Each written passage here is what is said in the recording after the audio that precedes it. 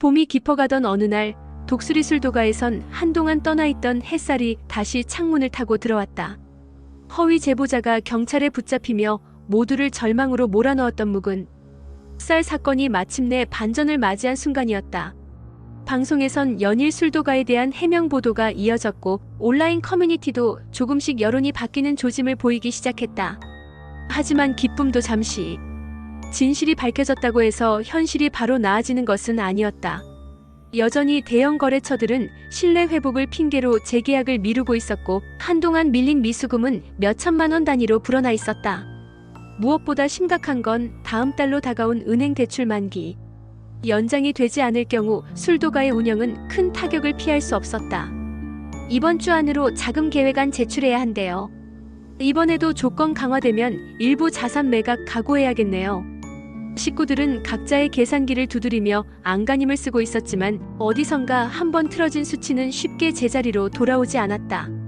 막걸리 생산은 계속되지만 수익은 미약했고 광고나 홍보에 쓸 예산조차 빠듯한 실정이었다.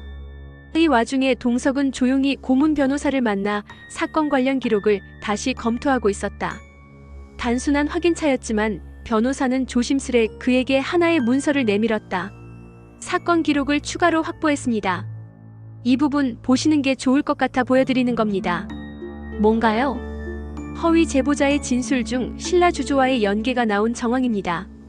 금전 거래 내역, 공통 연락처, 그리고 계약 중첩이 의심되는 몇 건의 문서들이 함께 확인됐습니다.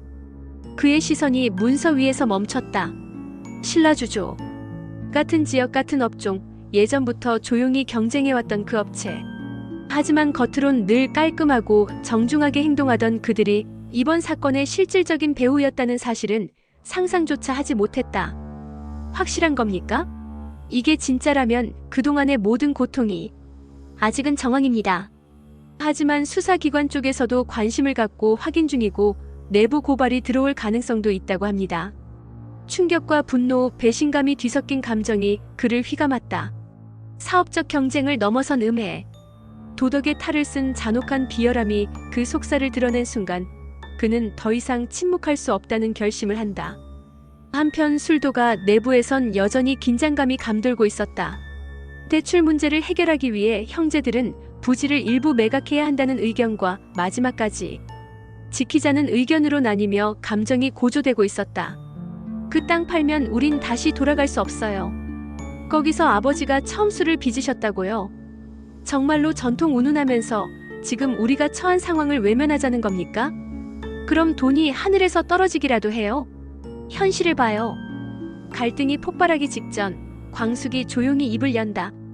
어떤 선택이든 우리가 함께 한다면 술도가는 지킬 수 있어요. 땅보다 중요한 건 우리가 함께 빚는 마음입니다. 그녀의 말에 잠시 조용해진 회의실. 하지만 내부의 긴장은 완전히 풀리지 않았다. 그날 밤 동석은 술도가로 향하는 길 대신 신라주조 본사 앞에 차를 세운다. 밝게 불이 들어온 사무실 유리창 너머 익숙한 얼굴들이 보인다. 그중엔 수년 전 자신에게 악수를 청했던 지금은 비수를 꽂은 바로 그 인물도 있었다. 왜 그렇게까지 했을까? 무엇을 얻기 위해 우릴 무너뜨리려 한 걸까? 가슴속에서 또 한 번 치밀어 오르는 감정을 억누른 채 그는 돌아선다. 싸움은 아직 끝나지 않았고 이제부터가 시작이었다. 이처럼 25회는 진실이 밝혀진 후에도 여전히 이어지는 생존의 고군분투를 그린다.